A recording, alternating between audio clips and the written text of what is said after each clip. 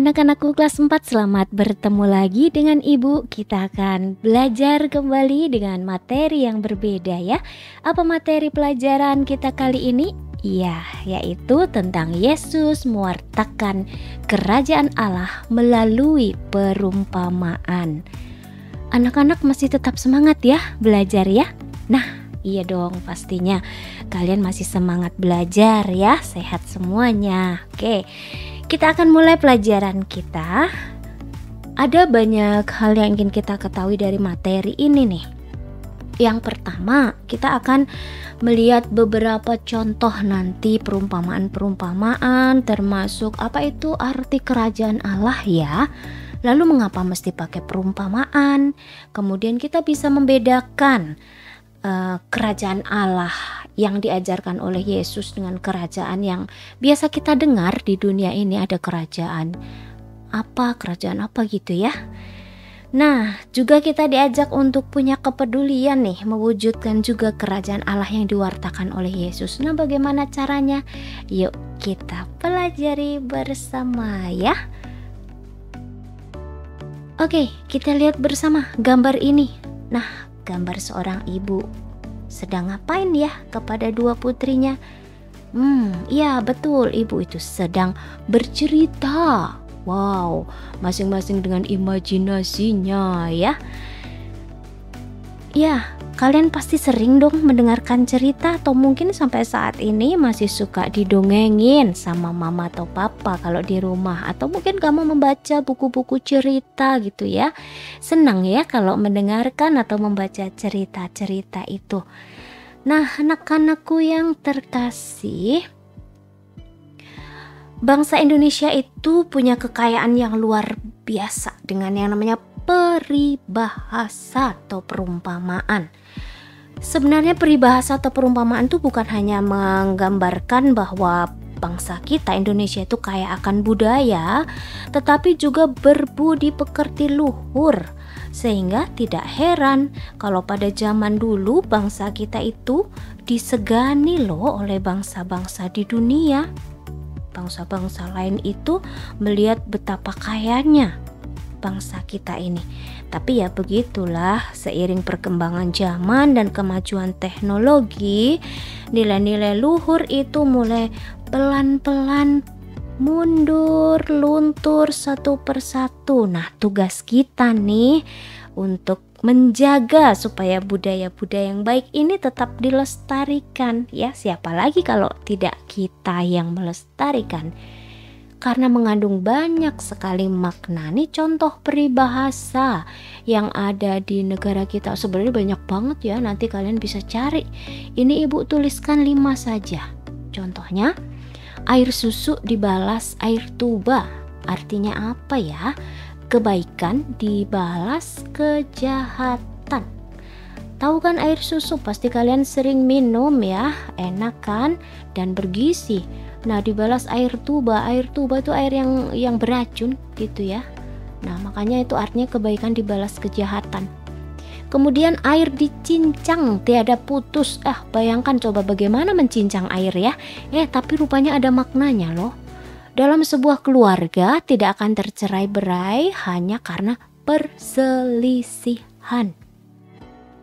Berikut, nah ini yang biasa kalian lakukan kali ya, bermain air. Nah, ini ada peribahasa, bermain air basah, bermain api letup. Artinya mengerjakan sesuatu pekerjaan akan mendapatkan imbalan sesuai perbuatannya. Berikut, guru kepalang ajar bagai bunga kembang tak jadi. Artinya apa ya? Ketika belajar hendaklah bersungguh-sungguh, jangan setengah-setengah. Nah, penting nih untuk kita saat ini. Apalagi anak-anak, dalam tugas utama kalian belajar, lakukan sungguh-sungguh. Jangan hanya setengah-setengah. Nantilah dipelajari nanti. Wah, jangan ya. Harus sungguh-sungguh sepenuh hati belajar itu ya. Berikut, jika tak ada rotan, akar pun jadi. Artinya apa ya? Kalau tak ada yang lebih baik, yang kurang baik pun akan berguna. Artinya ya kita bisa memanfaatkan dong yang ada di sekitar kita, bisa selagi bisa kita pakai, kita pakai. Nah, itu contoh peribahasa di sekitar kita, di negara kita ya. Nanti bisa kalian cari lebih banyak lagi. Nah, anak-anakku yang terkasih, kita tahu Yesus, Tuhan Allah kita ini yang hadir dalam wujud manusia yang kita kenal dengan nama Yesus itu, ngapain juga ya? Tuhan kan sudah enak di surga, kenapa harus turun ke dunia bersama dengan kita manusia? Oh, ada misi utamanya. Yesus ini ingin menyelamatkan manusia. Yesus ingin mewujudkan kerajaan Allah di dunia ini. Kalau bicara tentang kerajaan, apa yang ada di gambaran pikiran kita ya? Iya, seringkali kita kalau bicara tentang kerajaan itu yang kita bayangin suka gini. Ada sebuah tempat yang mewah. Kemudian ada istana megah begitu, di sana ada raja, ada ratu, ada singgasana yang mewah, ada dayang-dayang, ada prajurit dan sebagainya ya. Itu kalau kerajaan dunia, kerajaan yang sering kita temukan, kita kenal. Nah, Yesus ingin menunjukkan satu hal yang berbeda dari yang kita ada di image kita tentang kerajaan Allah ini ya. Berbeda dengan kerajaan duniawi yang dengan bayangan-bayangan kita tadi. Apa sih arti kerajaan Allah? Itu adalah sebuah situasi di mana Allah menjadi raja. Allah merajai hati kita manusia. Sehingga kalau Tuhan sudah menjadi raja, Tuhan memerintah kita, maka yang terwujud apa? Ada sukacita, ada damai, bahagia, kasih sayang, kesejahteraan, pengampunan, keadilan, kebenaran, dan bentuk-bentuk kebaikan yang lainnya masih banyak lagi. Itu karena apa? Allah itu selalu mengajarkan kita melakukan kebaikan. Nah, Yesus ingin menyampaikan nih konsep tentang kerajaan Allah ini. Kita tahu pada masa Yesus hidup 2000 tahun yang lalu itu yang Yesus temui itu tidak semua adalah orang-orang yang memiliki intelektual tingkat tinggi gitu, tidak juga. Yesus justru banyak bertemu juga malah dengan orang-orang sederhana semacam petani, pekebun, peternak, nelayan yang secara mereka itu tidak mengalami pendidikan khusus. Jadi orang-orang yang sederhana dalam hidupnya. Maka Yesus itu hebatnya adalah ketika ingin menyampaikan hal yang kelihatannya rumit pemahaman kerajaan Allah, tapi Yesus pintar nih menyampaikan sehingga tidak menjadi rumit lagi. Nah, melalui apa? Melalui sebuah perumpamaan atau cerita. Wah, Yesus pandai bercerita rupanya ya. Nah, mengapa Yesus menggunakan perumpamaan atau cerita? Oh, ada rahasianya dong. Rahasia sebuah cerita. Ternyata cerita itu memiliki kekuatan hebat loh. Apa kekuatannya? Nah, cerita itu biasanya bahasanya lebih menarik, bukan bahasa yang saklek, yang kaku begitu ya. Kan kadang kalau bahasa yang resmi itu kesannya kita mendengarkannya pun juga harus serius begitu. Nah, kalau ini bahasanya menarik karena kita bisa mengolah dengan bahasa sehari-hari, kayak bahasa gaul begitulah ya. Jadi orang ketika mendengarkan cerita itu rasanya enak ya didengerinnya. Terus gimana dong? Terus apalagi dong? Nah, orang tertarik karena bahasanya bahasa yang sehari-hari, mudah, sehingga menarik ya. Berikut, kekuatan sebuah cerita itu mudah diterima oleh berbagai kalangan. Ya, itu tadi seperti yang saya katakan di awal, bahkan orang-orang yang sederhana pun mereka bisa paham karena bentuknya cerita. Mau mereka masih kecil, mau mereka sudah dewasa, itu bisa menerima cerita-cerita itu dari berbagai latar belakang orang pun kalau mendengarkan diceritain gitu biasanya lebih mudah. menerima daripada kalau tiba-tiba dikasih instruksi atau perintah. Ya, baik. Berikutnya, ternyata cerita itu menyimpan banyak makna atau arti. Nih misalnya nih, kisah bawang merah bawang putih. Kalau kita mendengar satu cerita nih, misalnya yang pernah diceritain oleh mama kalian atau siapapun, saat ini kamu bisa menemukan cerita itu maknanya. Misalnya kita harus belajar untuk bersabar seperti bawang putih. Besokan lagi kamu baca ceritanya atau kamu dengar ceritanya, kamu kok menemukan makna lainnya. Kita harus jadi orang yang tangguh, tidak mudah mengeluh.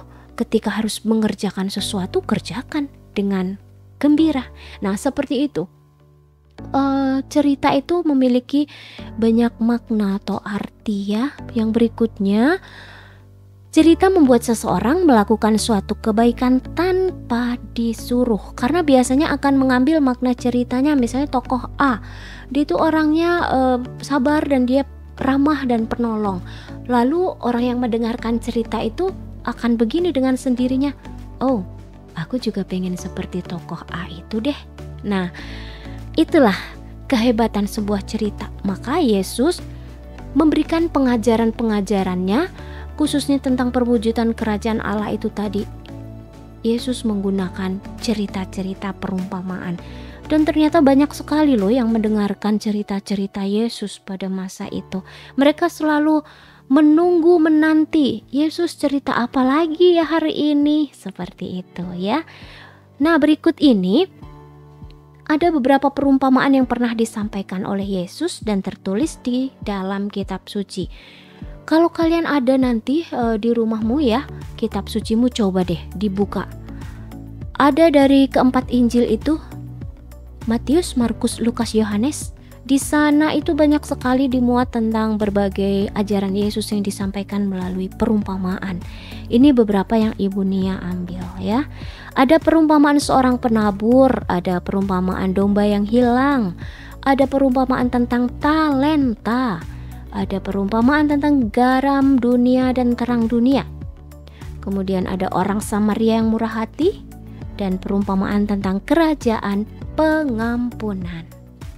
Nah, perumpamaan tentang kerajaan pengampunan ini ada di Injil Matius. Itu di sana Yesus mengajarkan kepada kita untuk mengampuni sesama kita. Coba Ibu bacakan ya, khusus yang perumpamaan tentang kerajaan pengampunan ini ya. Seperti ini. Apabila Allah memerintah, keadaannya akan seperti dalam perumpamaan berikut. Seorang raja mau menyelesaikan utang-utang hambanya. Ketika ia mulai mengadakan pemeriksaan, dihadapkan kepadanya seorang hamba yang berhutang berjuta-juta dan tidak dapat melunasinya. Raja itu memerintahkan supaya hamba itu dijual bersama-sama dengan anak istrinya dan segala harta miliknya untuk membayar hutangnya. Hamba itu pun sujud di depan raja itu dan memohon, "Tuan, sabarlah terhadap hamba. Hamba akan melunasi semua utang hamba." Raja itu merasa kasihan kepadanya sehingga ia menghapuskan semua utangnya.